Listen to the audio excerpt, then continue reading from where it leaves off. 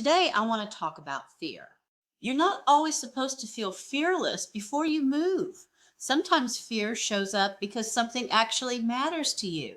And I think a lot of people misunderstand that. They assume fear means don't do it. This is wrong. You're not ready. But that's not always what fear is saying. Sometimes fear is simply saying this is unfamiliar. This could change your life. This matters enough that failure or mistakes would hurt. I realized something a few years ago. The moments that changed my life the most were almost never comfortable in the beginning. Starting over wasn't comfortable. Speaking up wasn't comfortable. Setting boundaries wasn't comfortable. Taking risks definitely wasn't comfortable. Even becoming more honest with myself felt uncomfortable at first, because growth has a strange way of disrupting the identity you've gotten used to surviving in. A lot of people are waiting for fear to disappear before they move, but most of the time, fear shrinks after movement, not before it. What helped me was learning to stop treating fear like an emergency, because fear is emotional information, not automatic truth. Your brain is designed to protect you. It wants certainty, predictability, control. So when you start thinking about changing your life, trying something new, ending something unhealthy, putting yourself out there, your nervous system reacts. That doesn't necessarily mean you're making the wrong decision. Sometimes it means you're standing at the edge of growth. And I want to be clear about something. Pushing through fear does not mean ignoring wisdom. It does not mean forcing yourself into unsafe situations. It means learning how to move honestly while fear is still in the car with you. That's different. Hi, I'm Michelle, and I help women move from feeling stuck and emotionally overwhelmed to living with more clarity, confidence, and intentional growth.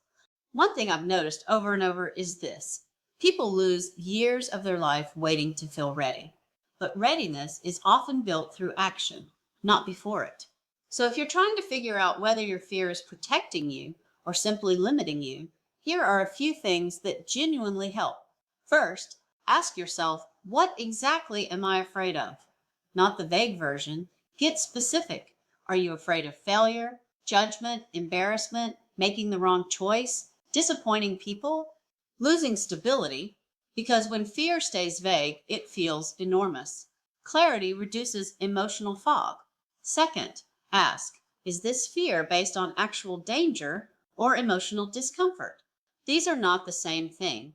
A lot of people confuse discomfort with danger, but discomfort is often part of growth. Having hard conversations is uncomfortable.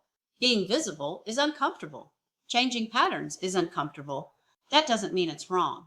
Third, don't ask, how do I become fearless? That question keeps people stuck.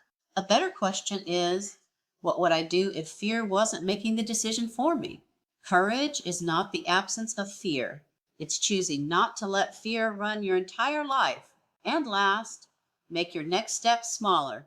People often overwhelm themselves by trying to conquer their whole future overnight. You don't need to have your entire life figured out today. You just need the next honest step. One conversation, one boundary, one task, one appointment, one decision. Small movement builds evidence, and evidence builds confidence. And there is so much waiting for you on the other side of the fears you keep avoiding: more self respect, more peace, more alignment, more opportunity, more confidence, not because fear magically disappears, but because you finally learn that you can survive discomfort and still move forward. And that changes you. If this spoke to you, I'd love for you to subscribe and follow along. And if you're in a season where you feel stuck between fear and the life you actually want, I want you to remember this. You do not have to feel completely ready to begin. You just have to stop letting fear make every decision for you. If you could use a little help or someone to work with you, I offer a 30-minute gifted coaching session. Comment "I'm ready" below to get started.